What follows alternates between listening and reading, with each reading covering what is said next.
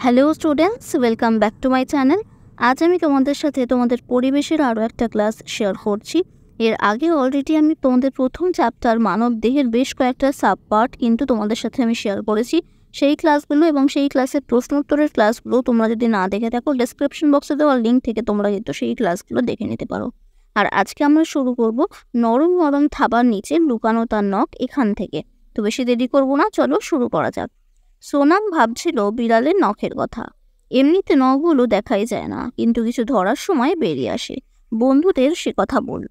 সিরাজ বলল কুকুরেরও ওই রকম নখ আছে। কৌশিক বলল কুকুরের ধারালো নখ আছে, কিন্তু তার থাবায় লুকানো থাকে। ধারালো নখ অন্য অনেক জীবজন্তুর আছে, বেশিরভাগ পাখির নখই ধারালো। কেন বলতো? ওরা নখ দিয়ে নানা জিনিস ধরে উড়ে যায় বলে। হতে পারে। হাঁস ওড়ে না, তাই হাঁসের পায়ে ওই রকম নখও নেই। পেঁচা, ঈগল শিকারি পাখি, তা ওদের নখ হুকের মতো বাঁকানো আর সূচালো।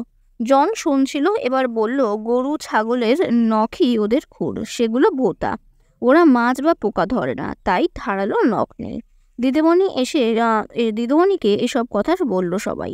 দিদিমণি বললেন ঠিক, শিকারি পশু পাখিদেরই ওই রকম নখ হয়। তাহলে এই চ্যাপ্টারটা থেকে বা এই পেজটা থেকে আমরা যে জিনিসগুলো জানতে পারলাম সেগুলো কি? শিকারি পাখি কাদের বলে? শিকারি পাখি বলে কাদের? পেঁচা, ঈগল, এদেরকে শিকারি পাখি বলে। আর এদের নখটা সূচালো বা হুকের মতো কেন হয়? কারণ কি, ওরা যাতে অন্য কিছু ধরে উড়ে যেতে পারে সেই জন্য। এবার বা পরীক্ষায় আসতে পারে যে পেঁচার বা ঈগলের নখটা দেখতে কেমন হয়, হুকের মতো বাঁকানো আর সূচালো হয়। বেশ কয়েকটা ছোট ছোট প্রশ্ন কিন্তু আমরা জানতে পারলাম। এছাড়া আমরা কি জানতে পারলাম? গরু ছাগলের নখটা কি? ওদের খুরকেই কিন্তু ওদের নখ বলে। আর সেগুলো কেমন হয়? সেগুলো ভোঁতা হয়। পুনম বলল দিদি, মানুষ ছাড়া তো কেউই নখ কাটে না, তবু পশু পাখিদের নখ কেন বেশি বাড়ে না? দেখনি, অনেক পশু পাখির নখ ঘষে ঘষে ঘষে নখ বাড়তে দেয় না। দিদি, ত্বক, চুল, নখ সবাই শরীরের অন্য অঙ্গকে বাঁচায়, তবে এদেরও যত্ন করতে হয়। সাবান জল দিয়ে পরিষ্কার করতে হয়, তেল ক্রিম লাগাতে হয়। নখের যত্ন না নিলে জীবাণু ঢুকে নখকুনি হয়। চামড়ায় ফুসকুড়ি, দাঁত হাজা, চুলকানি হয়, চুলে খুশকি, উকুন হয়। তাহলে এখান থেকে দেখো কি কি জানতে পারলাম। এখান থেকে জানতে পারলাম যে পশু পাখিদের নখ বাড়ে না কেন। যদি পরীক্ষায় প্রশ্ন আসে কি বলতে হবে? যে অনেক পশু পাখিরা কি নখ ঘষে ঘষে তাকে আর বাড়তে দেয় না। এছাড়া কি, ত্বক, চুল ও নখের যত্ন কিভাবে নিতে হবে সেটাও কিন্তু তোমাদের পরীক্ষায় একটা 2 মার্কসের প্রশ্ন আকারে দিতে পারে। এরপরে দিয়েছে একটা ছক, নখ নেই এমন প্রাণীর নাম কি? হাঁস, সাপ, মাছ। খুরওয়ালা প্রাণী কারা? গরু, ছাগল, ঘোড়া। কিছুটা ধারালো নখওয়ালা প্রাণী মানুষ, কুকুর, বাঘ। এবং খুব সূচালো নখওয়ালা প্রাণী হচ্ছে বিড়াল, ঈগল, পেঁচা। তাহলে এই যে ছোট ছকটার মধ্যে যে ছোট ছোট কোশ্চেন ছিল, এগুলো কিন্তু তোমাদের 1 মার্কসের পরীক্ষায় আসতে পারে। এরপরে দেখো আরও একটা ছক রয়েছে, যে নখ ও চুলের সমস্যা নিয়ে আলোচনা করো। উত্তরটা দেখে নেওয়া যাক। নখ চুলে কি কি সমস্যা হয়? নখে নখকুনি হয়, আর তাতে কি কষ্ট হয়? তাতে কি হয়? নখকুনি পেকে গিয়ে পুঁজ রক্ত বেরোয়। তখন কি করলে ভালো হয়? ডাক্তার দেখিয়ে ওষুধ লাগিয়ে নখকুনি সারাতে হয়। এরপরে রয়েছে চুলে খুশকি আর উকুন হয়। উকুন থাকলে মাথা কুটকুট করে, খুশকি থাকলে মাথা চুলকায়। আর এটা থেকে ভালো হওয়ার উপায় হচ্ছে কি? তেল, শ্যাম্পু, সাবান চুলে দিয়ে পরিষ্কার করতে হয়, উকুন মারার ওষুধ লাগাতে হয়। এরপরে রয়েছে ছোট বড় হাড়ের কথা। স্যার সোহমকে দেখে একটা নল ধরতে দিলেন, বললেন এটা বুড়ো আঙুল আর তর্জনী দিয়ে ধরো। সোহম ধরল। আচ্ছা স্যার, সবাইকে বললেন আমাদের আঙুলগুলো দেখো, আঙুলে কটা জায়গায় ভাঁজ হয়েছে? জাফর বলল বুড়ো আঙুলে 2টো ভাঁজ, তর্জনীতে 3টি। জিকো বলল দুটো আঙুলের গোড়া 2 জায়গায়। রোকেয়া বলল 2 জায়গা থেকে 2টো হাড় গেছে কবজিতে। স্যার ওদের কথায় খুব খুশি হলেন, বললেন ঠিক বলেছ, কবজি থেকে 5 আঙুলে মোট কটা হাড় গুনে নাও। এই বলে স্যার একটা হাত আঁকলেন। একটু ভেবে জিকো বলল সারা গায়ে তো অনেক হাড়, কয়েকশো হয়ে যাবে। সোনাই বলল সব হাড় কি এভাবে গোনা যাবে? তা না গেলেও এভাবে ধারণা করতে পারবে হাড়ের মোট সংখ্যা 100-র কাছে নাকি 200-300-র কাছে। তাহলে এখান থেকে দেখো তোমরা দুটো ছোট প্রশ্ন জানতে পারলে। সেটা কি, যে আমাদের বুড়ো আঙুলে কটা ভাঁজ পড়ে? বুড়ো আঙুলে কিন্তু 2টো ভাঁজ পড়ে, এবং তর্জনীতে হচ্ছে 3টে ভাঁজ পড়ে। এরপরে দেখো অরূপ বলল ঠিক কটা হাড় আছে তা কিভাবে জানা যায়? যে কোনো জীবের কঙ্কাল থেকে। তাহলে পরীক্ষায় যদি প্রশ্ন আসে যে কোনো প্রাণী বা মানুষের দেহে কটা হাড় আছে, সেটা কিভাবে জানতে পারবে? সেটা হচ্ছে তার কঙ্কাল দেখে। মানুষের হাড়গুলো নানা মাপের, কোনোই থেকে কবজি, কোথাও ভাঁজ নেই, কত বড়। আবার আঙুলের ডগার হাড় কত ছোট। অরূপ ডান হাতের বিভিন্ন জায়গা বাঁ হাত দিয়ে টিপে দেখলো, তারপর বলল, কিন্তু মানুষের কঙ্কাল দেখলে বোঝা যাবে কবজি থেকে কোনোই দুটো হাড়, কিন্তু কোনোই থেকে কাঁধ নলের মতো একটা হাড়, ঠিক কোমর থেকে হাঁটু অবধি নলের মতো আর একটা হাড় আছে। এভাবে হাত দিয়ে দেখো শরীরের কোথাকার হাড় কেমন। তাহলে তোমাদের যদি পরীক্ষায় প্রশ্ন আসে যে কবজি থেকে কোনোই কটা হাড়, তখন দুটো হাড় বলতে হবে, আর কোনোই থেকে কাঁধের কেমন হাড় আছে, একটা বড় নলের মতো হাড় আছে। এটাও কিন্তু তোমরা তোমাদের বইতে আন্ডারলাইন করে নাও। এরপরে দেখো আর একটা ছক রয়েছে, কোন জায়গায় হাড়। হাতের আঙুলের হাড় কেমন, ছোট। আঙুল থেকে কবজির হাড় হচ্ছে মাঝারি সাইজের হয়। কবজি থেকে কোনোই হচ্ছে বড় মাপের হাড় হয়। কোনোই থেকে কাঁধ বড়। আবার পায়ের আঙুলের ছোট হাড়, হাঁটু থেকে কোমরে বড় হাড়, গোড়ালি থেকে হাঁটুতেও বড় হাড়, আর সিতারাতেও কিন্তু বড় হাড় হয়। এত অবধি যারা ক্লাসটা দেখলে, তোমাদের যদি ক্লাসটা ভালো লাগে তাহলে ক্লাসটাকে কিন্তু অবশ্যই একটা লাইক করো, কমেন্ট করো, তোমাদের ফ্রেন্ডদের সাথে শেয়ার করে নিও। আর যারা এখনও সাবস্ক্রাইব করনি তারাও কিন্তু সাবস্ক্রাইব করে নিন। তো চলো পরের পার্ট দেখা যাক। পরের পার্টে রয়েছে অস্থি সন্ধির হিসেব নিকেশ। হাড়ের সংখ্যা গুনতে গিয়ে নতুন এক খেলা শুরু হলো। হাড়ের জোর কটা। জোরগুলো না থাকলে বল ধরা যেত না। ক্রিকেট খেলায় স্পিনার বল ধরে মোচড়ে ছাড়ে। কবজি পর্যন্ত সব আঙুল কাজ করে। কবজি থেকে আঙুলের মাথা পর্যন্ত কটা জোর। স্যার ক্লাসে এলে বল ধরার মতো করে আঙুল ভাঁজ করে দেখালো জন। স্যার বললেন, হাড় হলো অস্থি, জোর হলো সন্ধি। হাড়ের জোরকে বলে অস্থি সন্ধি। সারা গায়ে কোথায় কোথায় অস্থি সন্ধি আছে, শরীরে হাত দিয়ে আর নরকঙ্কালের ছবি দেখে বোঝার চেষ্টা করো। তাহলে অস্থি সন্ধি কাকে বলে, এটাও কিন্তু তোমরা আন্ডারলাইন করে নেবে। কি কাকে বলে, হাড়ের জোরকে বলে কিন্তু অস্থি সন্ধি। রঞ্জন বলল, এত হাড়, এদের আলাদা আলাদা নাম নেই?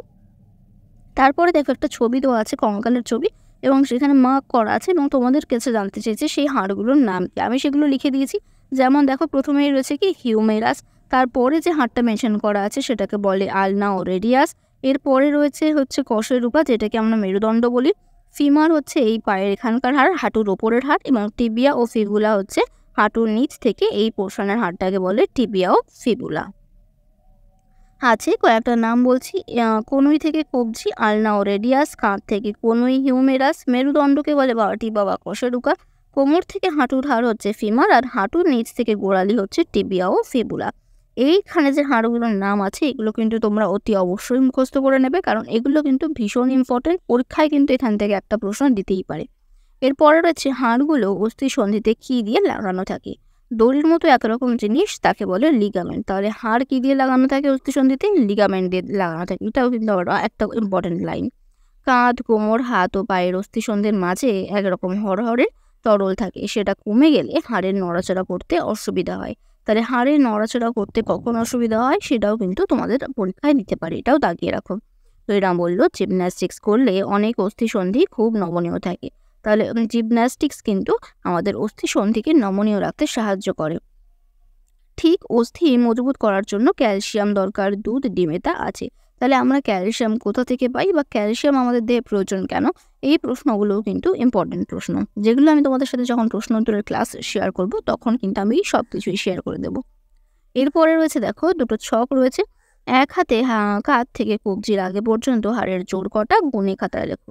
হাড়ের জোর কিন্তু 4টে। আর কাঁধ থেকে কবজি পর্যন্ত কটা হাড়, এবং শরীরে হাত দিয়ে এবং নরকঙ্কাল যে ছবি দেখে গুণে লেখো। কাঁধ থেকে কবজি অবধি 3টে হাড়।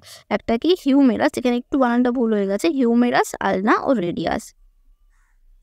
এরপরে দেখো রয়েছে অস্থি মজবুত করা ও অস্থি সন্ধিগুলো নমনীয় করার বিষয়ে আলোচনা করে লেখো। তাহলে আমরা দেখে নিই সেই ছকটা।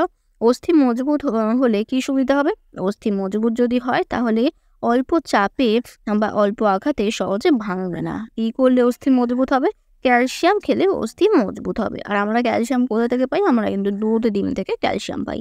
অস্থি সন্ধি নমনীয় হলে কি সুবিধা, অস্থি সন্ধি নমনীয় হলে আমাদের নড়াচড়া করতে সুবিধা হয়। কি করলে অস্থি সন্ধি নমনীয় থাকে, জিমন্যাস্টিক করলে, কসরত করলে কিন্তু অস্থি সন্ধি নমনীয় থাকে। এই ছকগুলো তোমরা কিন্তু ভালো করে মনে রাখবে, যে ছকগুলো আমি বলে দেবো, কারণ সেই ছকগুলো থেকেও কিন্তু অনেক প্রশ্ন আসার সম্ভাবনা থাকে পরীক্ষায়। এরপরে রয়েছে পেশি নিয়ে কিছু কথা। শুভ্রকে কাকা পাঞ্জা লড়তে শেখাচ্ছিলেন। শুভ্র কাকার হাত চেপে ধরে অবাক, ইটের মতো শক্ত। শুভ্র বলল, তোমার হাত এত শক্ত হলো কি করে, পেশির জন্য। কাজ করায় হাড়কে সাহায্য করে। পেশি হাড়ের এক জায়গায় শুরু, যে আর এক জায়গায় শেষ। এমনিতে নরম, টান টান করলেই শক্ত হয়ে যাবে, কিছু টানতে গেলে পেশের জোর চাই। কি করে বেশি জোরালো হবে? বেশি জোরালো হবে মাছ, মাংস, ডিম, মাশরুম, ডাল, সয়াবিন, লেবু খাবে। একটু ব্যায়াম করবে, মাঝে মধ্যে হাত টান টান করবে, তারপর ছেড়ে দেবে, পেশি লম্বায় বাড়বে। তাহলে যদি পরীক্ষায় প্রশ্ন আসে কিভাবে পেশি জোরালো হবে, তখন কিন্তু তোমাদের এইটাকে লিখতে হবে।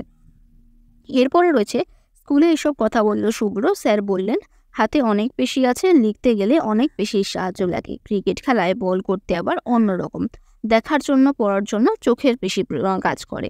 অজন্তা বলল অন্য প্রাণীদেরও দেহে পেশি আছে? নিশ্চয়ই, বাঘের মুখের পেশির জোর খুব, পেশি খুব শক্তপোক্ত। কেঁচোর দেহের বেশিরভাগটাই শুধু পেশি।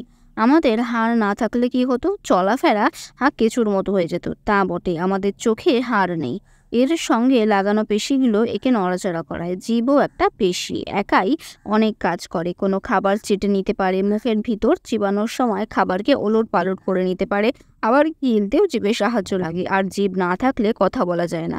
আবার কানের লতিতেও পেশি, তবে সে কোনো কাজই করতে পারে না। তাহলে তোমাদের কিন্তু আরও একটা ইম্পর্টেন্ট বা প্রশ্ন রয়েছে এখানে, যেটা কিন্তু 2 মার্কসে পরীক্ষায় আসতে পারে। সেটা হচ্ছে কি জিভের কী কী কাজ, মানে জিভের সাহায্যে আমরা কী করে থাকি। আবার এটা আসতে পারে যে কোন পেশির কোনোই কাজ নেই, সেটা হচ্ছে কিন্তু কানের লতিতে থাকা পেশির কোনো কাজই নেই। এরপরে দেখো দিয়েছে একটা ছক, মানুষের শরীরের পেশি কোন জায়গায় পেশি এবং কিসে সাহায্য করে। কাঁধের পেশি আমাদের জিনিসপত্র বহন করতে সাহায্য করে, চোয়ালের পেশি চিবোতে সাহায্য করে, চোখের পেশি দেখতে সাহায্য করে, পায়ের পেশি হাঁটতে দৌড়াতে সাহায্য করে, বাঘের মুখের পেশি কামড়াতে সাহায্য করে, মুখের করে বহন করতে সাহায্য করে, কেঁচোর পেশি হচ্ছে কেঁচোকে চলতে সাহায্য করে, সাপ হচ্ছে সাপকে চলতে, শিকারকে ধরতে সাহায্য করে, পাখির ডানার পেশি পাখিকে উড়তে সাহায্য করে। তাহলে আজকে আমি তোমাদের সাথে এই 4টে পার্ট শেয়ার করলাম। যদি তোমাদের ক্লাসটা ভালো লাগে, ক্লাসটাকে একটা লাইক করো, কমেন্ট করো, তোমাদের ফ্রেন্ডদের সাথে শেয়ার করে নিও। আর যারা এখনও সাবস্ক্রাইব করোনি তারাও কিন্তু সাবস্ক্রাইব করে নিও। আর নেক্সট ক্লাসে কিন্তু আমি এই 4টে পার্ট থেকে যে কোশ্চেন্স হবে সেই প্রশ্ন উত্তরগুলো আমি তোমাদের সাথে শেয়ার করব। আর তাহলে আজকে ক্লাসটা এখানেই শেষ করলাম। Thank you.